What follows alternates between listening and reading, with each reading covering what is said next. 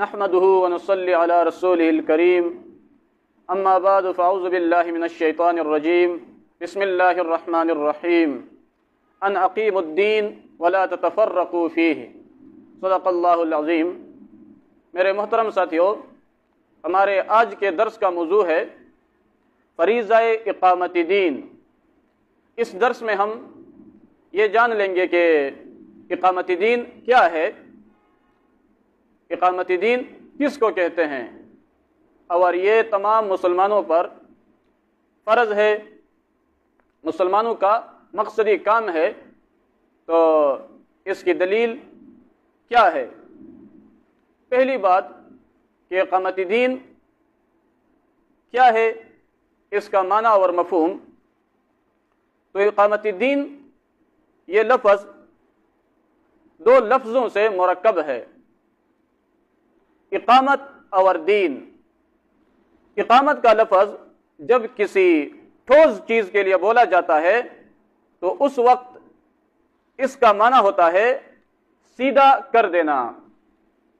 جیسے قرآن مجید میں اللہ تعالیٰ فرماتا ہے سورہ کہف میں، یرید ان ینقض فاقامہ، یعنی دیوار ایک طرف جھک گئی تھی اور گرنا چاہتی تھی، تو اس نے یعنی موسیٰ علیہ السلام نے اس کو سیدھا کر دیا۔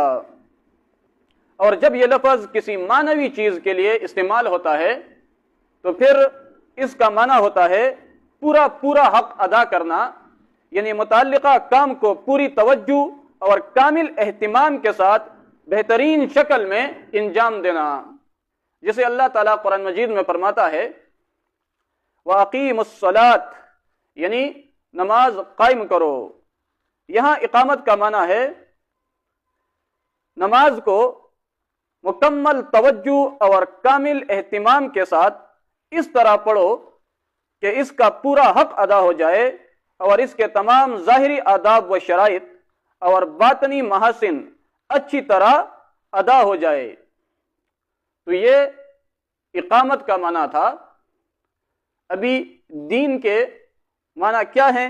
دین کے لغوی معنی اطاعت کے ہیں، اور اصطلاحاً اس سے مراد اللہ تعالیٰ کی بندگی کا وہ طریقہ ہے، انسانی زندگی کا وہ نظام ہے جو اللہ تعالیٰ کی جناب سے پیغمبر صلی اللہ علیہ وسلم کے ذریعے اللہ تعالیٰ کے بندوں کو عمل در آمد کے لیے دیا گیا ہے، جس کی تفصیل اللہ تعالیٰ کی کتاب اور اس کے رسول صلی اللہ علیہ وسلم کی سنت میں موجود ہے۔ یہ دین انسان کی عقل و فہم اور اس کے دل کی گہرائیوں سے شروع ہو کر اس کے عبادت گاہوں، اس کے گھر کی چار دیواریوں، اس کے خاندانی حلقوں، اس کے تمدنی اداروں سے ہوتا ہوا اس کے تمام اجتماعی اور بین الاقوامی مسئلوں کے آخری کنارے تک پہنچتا ہے، اور ہر مسئلے، ہر معاملے اور ہر شعبے کے متعلق اپنی مستقل ہدایات دیتا ہے۔ اسی دین کو معاشرے کے ہر شعبے میں قائم و دائم کرنے کو اقامتی دین کہتے ہیں۔ یہ تو سب کہتے ہیں کہ اللہ تعالیٰ نے ہمیں عبادت کے لیے پیدا فرمایا ہے، لیکن یہ نہیں کہتے کیا صرف نماز عبادت ہے، کیا صرف روزہ یہ عبادت ہے، کیا صرف زکوٰۃ دینا یہ عبادت ہے؟ نہیں، ہر فیلڈ میں، معاشرے کے ہر شعبے میں، زندگی کے تمام کاموں میں اللہ تعالیٰ کے دین کے مطابق چلنا اور زندگی کے ہر شعبے میں اللہ تعالیٰ کے دین کو قائم کرنا یہ عبادت ہے۔ اپنے نفس میں دین قائم کرنا، جیسے نماز، روزہ، صدقہ، دیانت، سچائی، یہ عبادت ہے۔ اپنے گھر میں دین قائم کرنا، جیسے بچوں کی تربیت، اسلامی ماحول، پردہ، ادب، یہ عبادت ہے۔ معاشرے میں دین قائم کرنا، جیسے امر بالمعروف، نہی عن المنکر، دینی تعلیم، کردار بہتر کرنا، یہ عبادت ہے۔ نظام میں دین قائم کرنا، جیسے عدالت، معیشت، سیاست، تعلیم، سب میں اسلامی اصول کا قیام، یہ عبادت ہے۔ یہی اقامتی دین ہے، یہی عبادت ہے، اور یہی مسلمانوں کی زندگی کا اصلی مقصد ہے۔ اقامت دین، اسلامی نظام زندگی، اسلامی قانون، اسلامی نظام، یہ سب ایک چیز ہے۔ علماء کرام اس کو مختلف الفاظ سے ذکر کرتے ہیں اور مختلف انداز میں اس پر بیانات کرتے ہیں، باقی یہ سب ایک چیز ہیں۔ جو اسلامی نظام کہے یا اقامت دین کہے یا اسلامی نظامی زندگی کہے تو یہ سب کا مطلب، ان سب کا مطلب ایک ہی ہے۔ اچھا، یہ تو اقامت دین کا معنی اور مفہوم ہوا کہ اقامت دین کس کو کہتے ہیں۔ ابھی یہ مسلمانوں پر، تمام مسلمانوں پر فرض ہے اور مسلمانوں کی زندگی کا مقصد یہی ہے، تو اس پر دلائل کیا ہیں؟ تو اس کے بارے میں قرآن مجید کی چند آیات اور ایک حدیث وہ سنیں۔ اس کے بارے میں اللہ تعالیٰ قرآن مجید میں سورہ شورى کی آیت نمبر 13 میں فرماتا ہے، ترجمہ: مسلمانوں، اللہ تعالیٰ نے تمہارے لیے وہی دین مقرر کیا ہے جس کا حکم اس نے نوح علیہ السلام کو دیا تھا، اور جس کی اے نبی ہم نے تم پر بھی وہی کی ہے، اور جس کا حکم ہم نے ابراہیم علیہ السلام کو، موسیٰ علیہ السلام کو اور عیسیٰ علیہ السلام کو دیا تھا۔ حکم کیا تھا؟ ان اقیم الدین، کہ دین کو قائم رکھو، ولا تتفرقوا فیہ، اور اس میں تفرقہ نہ ڈالو۔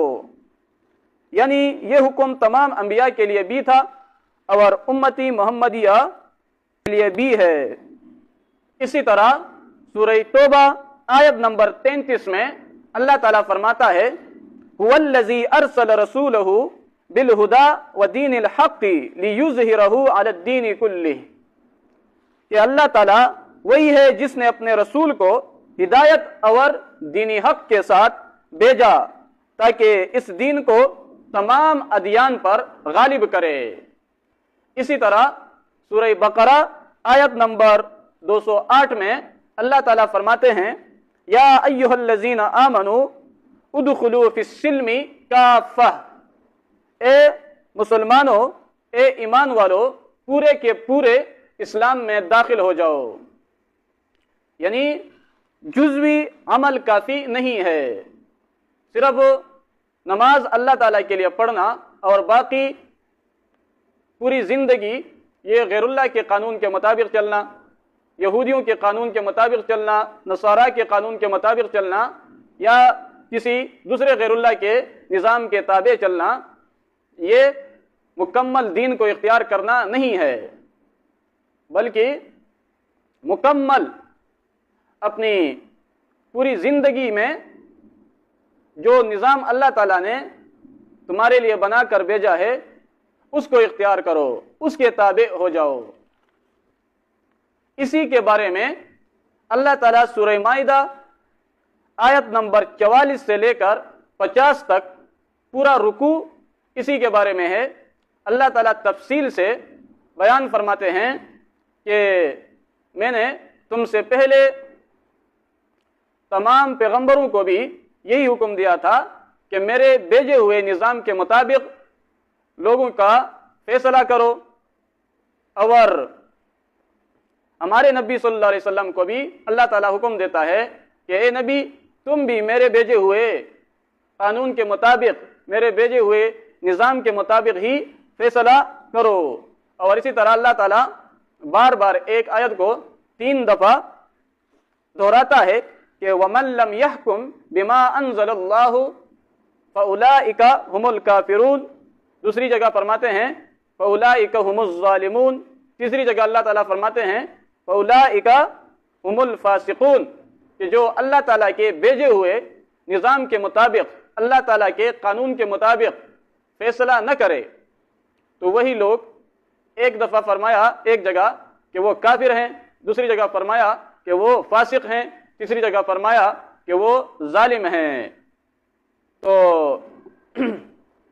یہی مسلمانوں کی زندگی کا مقصد ہے، یہی عبادت ہے، یہی اقامت دین ہے۔ اور اپنے اسی دین کے لیے اللہ تعالیٰ نے انسانوں اور جنات کو پیدا فرمایا ہے۔ تو یہ ہمارا مقصدی زندگی ہے۔ اس کے بارے میں احادیث بھی بہت زیادہ ہیں، لیکن میں صرف ایک حدیث ذکر کرتا ہوں۔ عبداللہ بن مسعود رضی اللہ تعالیٰ عنہ فرماتے ہیں، صحابہ کرام کا مقام و مرتبہ بیان کرتے ہوئے، مشکات شریف کی حدیث ہے کہ اختارہم اللہ لصحبت نبیہ ولاقامت دینہ، کہ صحابہ کرام علیہم السلام کو اللہ تعالیٰ نے اپنے نبی کی صحبت، معیت اور اپنی دین کی اقامت کے لیے پسند فرمایا تھا۔ تو یہی صحابہ کا بھی کام تھا اور یہی تمام انبیاء کا بھی کام تھا، جسے قرآن مجید کی آیتوں سے پتہ چلا، اور یہی تمام مسلمانوں کی بھی زندگی کا مقصد ہے۔ اللہ تعالی ہم سب سے اپنے دین کا کام لے اور ہمیں اپنے دین پر چلائے۔ آمین والسلام۔